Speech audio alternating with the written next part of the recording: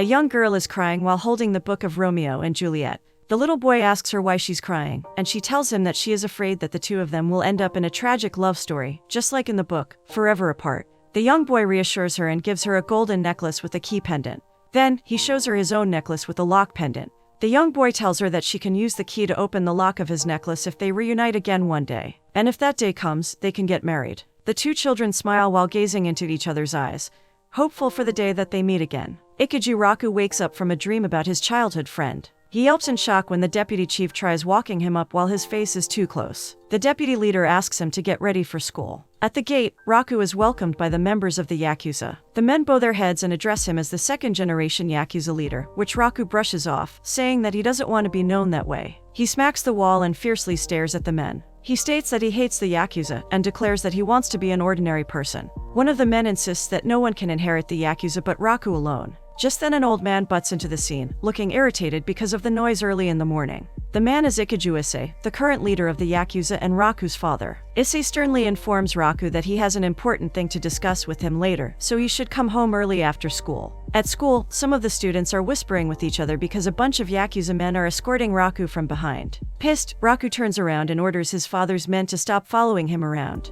He rants that his youth is destroyed because of their imposing auras. The deputy chief says that they are worried about the recent attacks of foreign gangs, and if they fail to protect him, they will get punished. Raku is fed up and tricks them, pointing at a gang behind them, even though there is none. The men fall to his tricks and rush to attack, giving Raku a chance to run away. He sprints at full speed as the school gate is about to shut. With a flawless jump, he manages to successfully slip inside. Outside the gate, a girl is also running late. She jumps over the closed gate, but as she descends down, she is unable to stop her momentum. She yells at Raku to step aside, but the man is too shocked to even move. The girl ends up hitting his forehead with her knee before she lands with ease. Raku falls, barely conscious. His lock necklace slips out from his neck and rolls on the ground as well. The girl looks back and smirks, saying that she's already late. After that, she bolts to the building, leaving Raku lying on the floor. Raku gets up while groaning in pain. Then, his eyes widen in horror when he can't find his necklace. On the brink of panic, a lovely woman named Onodra Kasaki hands him his necklace and asks him if he's okay. Raku is flustered and nods his head while thanking her. Kasaki smiles at him before leaving. Raku hugs the necklace and dreams about marrying a girl like Kasaki if he's going to get married one day. The advisor starts the class by introducing a transfer student. The boys are excited and await the entrance of their new classmate. Hirosaki Chidoge enters the room and introduces herself as a new student who came from New York. The whole class is surprised to see her features, blonde hair with blue eyes. While Chidoge is introducing herself, Raku stands up in total disbelief. He points at her and accuses her of being the violent woman he met earlier this morning. Chidoge sheepishly replies that it's just a small accident, but Raku insists that it's a big thing which made him almost pass out. The two of them argue, and Chidoge claims that it's his fault for being thin and weak like bean sprouts. Feeling embarrassed, Raku mocks her, saying that if he's a bean sprout, then she's a gorilla. Chidoge is enraged and picks Raku up by his collar before throwing him with her brute strength, causing the man to slam against the bookshelf. He tries to stand up, but a metal container hits his head, which makes him collapse on the floor again. Chidoge smirks victoriously while the whole class laughs at Raku. At home, Raku's father informs him that they have a recent encounter with a foreign Yakuza from New York called the Beehive Gang. Issei shows a room full of injured Yakuza members, and Raku covers his mouth in shock. His father says that if this continues, they have no choice but to go into a full-blown gang war. A war of debts, and the whole territory of Kanto will be engulfed with blood. Raku is scared, and imagines how things will get bloody if the war happens. Many of their comrades might lose their lives, and he might not get a chance to marry Onodra. This thought frightens him, which makes him ask his father if there are no ways to avoid the war. Issei tells him that there is one way to avoid it, and only Raku can do it. Raku is confused, and his father explains that he is acquainted with one of the bosses in the opposing gang. Although they know each other, there is still friction between the younger brothers. But Issei and the other boss thought of a scheme to put an end to the war once and for all. Issei informs Raku that the opposing boss has a daughter around the same age as him, and to stop the conflict between the two gangs, Raku must fall in love with the other boss's daughter. Raku is dumbfounded by the idea, but his father insists that he already promised, so he must perform his duties. This is the only way to fool the younger brothers and stop the impending war. Issei opens the door of a room and introduces Kurosaki Adley Wagner, the boss of the Beehive Gang, and his only daughter, Kurosaki Chidoge. Chidoge and Raku look utterly shocked to see each other in this situation. but the two fathers are set on their plan. Issei declares that from now on, they will be in false love. Raku and Chidoj are not having it. They do not want to pretend to be in love with each other after the incident they had at school earlier. But in the middle of their argument, a sudden explosion outside catches their attention. Members of the Beehive gang march into the Yakuza's territory, demanding that they give back their boss and his daughter. Claude, who is dressed in a pink tuxedo, assures Chidoj that he's here to pick her up. Then he whips out his gun and is about to start a war when Wagner orders them to stop. The whole Beehive gang is stupefied to see their boss safe and sound, while standing beside the opposing Yakuza. Wagner announces that there is no longer a need for war, because his daughter Chidoj and Issei's son Raku are in love with each other. The gangsters from both sides are stunned and shift their gazes at the couple in unison. Raku and Chidoj are put in the spot while the gang members are staring at them expectantly, scared that a fight will break out any moment. The two pretend to be lovers and awkwardly flirt with each other. The gangsters roar in joy knowing that their young masters are now in love. Issei says that since the two are now a couple, there's no need to initiate a war any longer. The Yakuza and the Beehive gang celebrate, but Claude and his fellow hitman Seishiro don't look very pleased. It's Sunday morning, and Chidoj visits Raku's house to sweetly ask him for a date. Raku looks at her incredulously, but before he can reject her offer, Chidoj punches him in the gut and whispers that it was Claude's idea for them to go on a date. Raku glances at the window and sees Claude and Seishiro, who are spying around. The two end up going out on a date, to not raise suspicions about their false love. While walking, they realize that they are being followed by both the Yakuza and Beehive men, all of whom want to witness how the date will turn out. During the date, Raku and Chidoj argue about the movie that they will watch at the cinema. Raku proposes to watch the movie about cats, because it's cute, but Chidoj wants to watch the action movie. No one seems to yield until the two end up watching a romantic movie instead. Chidoj falls asleep in the middle of the movie. One of the watchers whispers to Raku and he realizes that it's one of the Beehive men. The man warns him that he shouldn't make their young lady get bored. Raku looks around the cinema and realizes that the whole place is packed with the Yakuza and Beehive members. The deputy chief of the Yakuza leans to him and points at the screen, where the leading man is holding hands with the female lead, urging him to do the same to Chidoj. Raku doesn't like the idea, but he has no choice. All eyes are on him, and if he doesn't do it, all of them might suspect that his relationship with Chidoj is fake. He gathers his courage and slowly attempts to hold Chidoj's hand while she is sleeping, but the girl just smacks his hand away. After the failed attempt, the deputy chief points at the screen again. This time it's a kissing scene. Raku is shocked, he clearly doesn't want to do it, but the gangsters are watching him again, waiting for his next move. Chidoj is sleeping soundly, and her head slides to his shoulder, giving Raku the chance to kiss her. He leans forward, tilts his head, and slowly attempts to kiss her.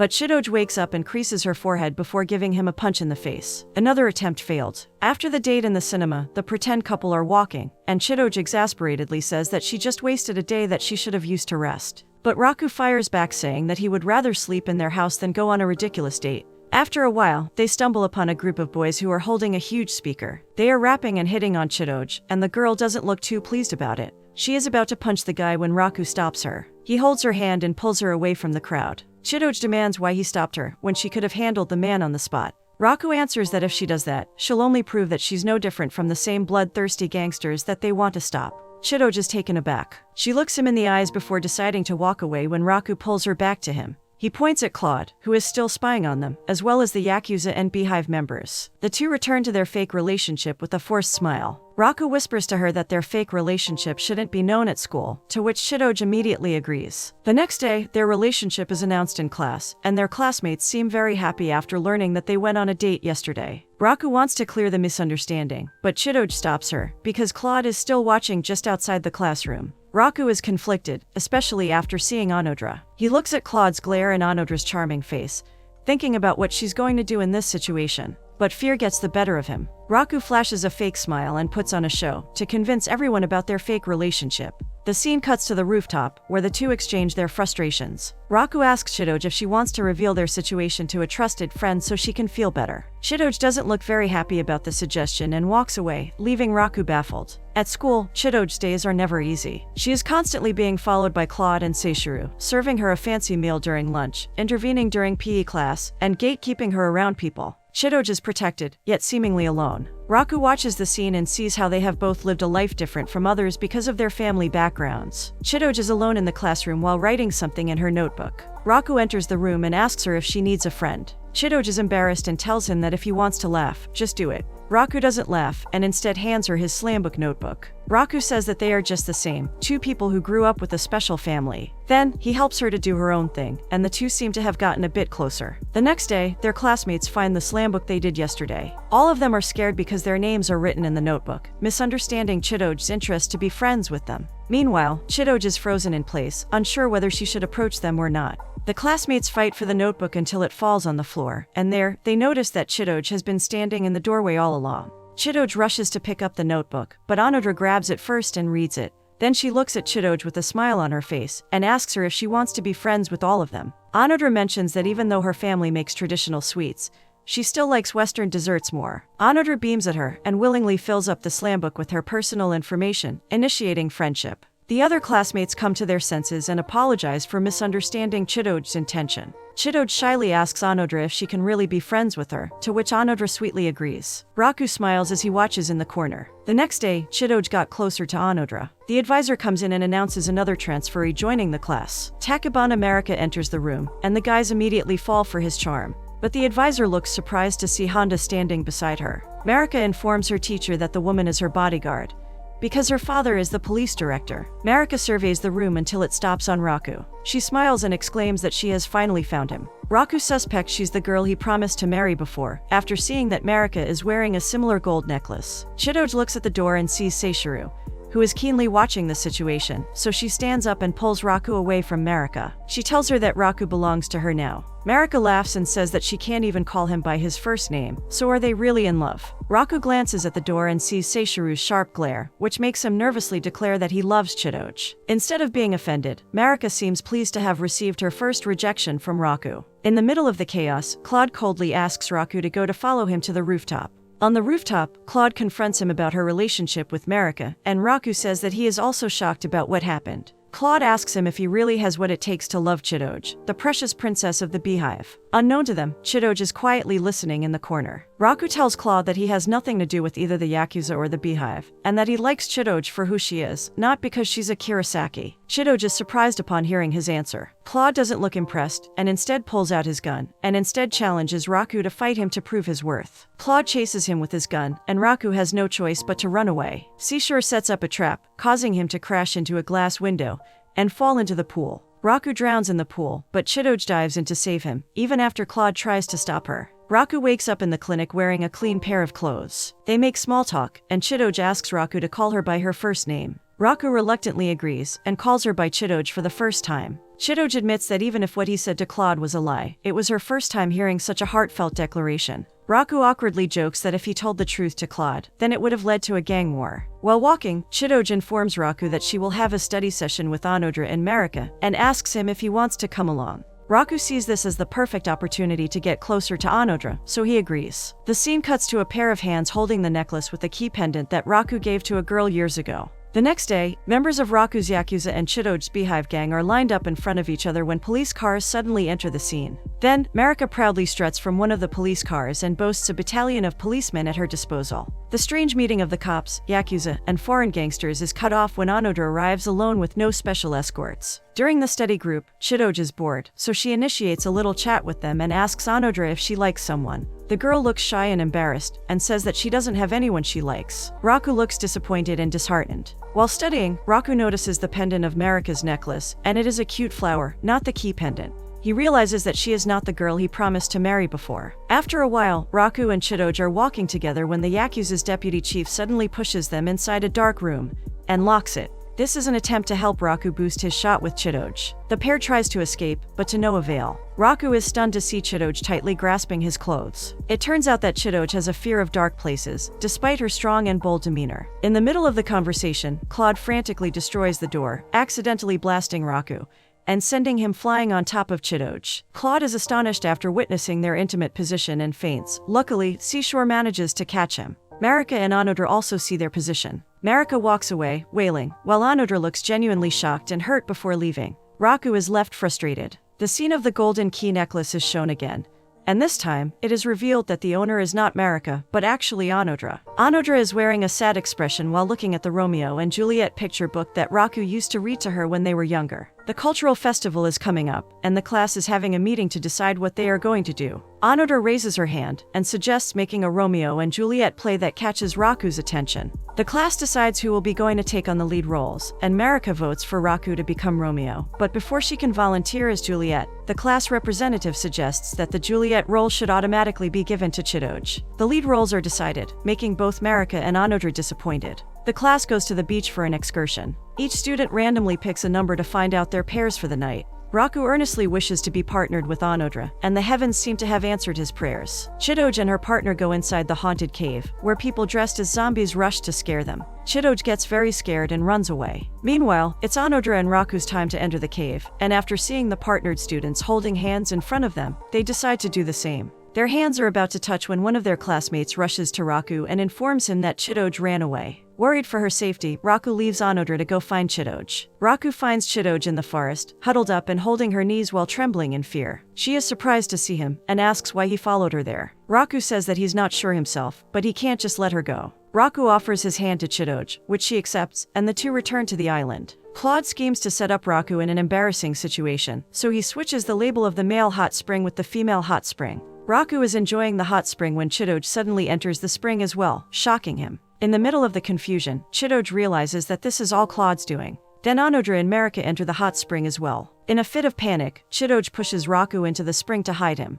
Raku stays underwater for a while before finally reaching his limit. Chidoj tries to distract the girls by pointing at the sky, giving Raku the chance to catch his breath without getting noticed. The scene cuts to the beach, where Raku thanks Chidoj for saving him back in the hot spring. The two of them talk for a while, and Chidoj asks Raku if they would have had a smooth relationship, if it was real from the very beginning. Raku says that it can't possibly be smooth, because Chidoj has a rough personality. Chidoj nods her head and fakes a smile, but a hint of pain is evident in her eyes. Marika and Anodra are talking inside the room. Marika points out Anodra's key necklace and teases her about it. At the same time, Chidoj is walking back to the room when she overhears the conversation. Anodra reveals the origin of the necklace, and how she received it from the boy she met 12 years ago. Marika asks her if she still likes the boy, to which she says yes, but the boy is already happy with someone else. Upon hearing this, Chidoj is surprised and heartbroken. The class is back at school, and Chidoj stands in front of the class to inform everyone that she will back out from the role of Juliet. She says that she doesn't like the role, so she can't possibly act it. Everyone is shocked, and Raku is confused about her decision. Chidoj suggests that Anodra assumes the role. Raku chases after Chidoj and confronts her about her decision to quit the role. He's upset that she always does what she likes without considering other people's feelings. He tells her that she doesn't value anything, because everything is fake from the very beginning. Chidoj is hurt and slaps him before walking away. Raku touches his cheeks. It's time for the school play, and everyone is preparing. Chidoj goes to talk to Anodra about her necklace and how Raku still has his in possession. She reveals the fake relationship and tells Anodra that she wants them to be a real couple instead. Little do they know that Marika is also eavesdropping on the conversation. During the last-minute practice, the metal ladder accidentally falls over Anodra and injures her. Because of that, she can no longer play the role of Juliet.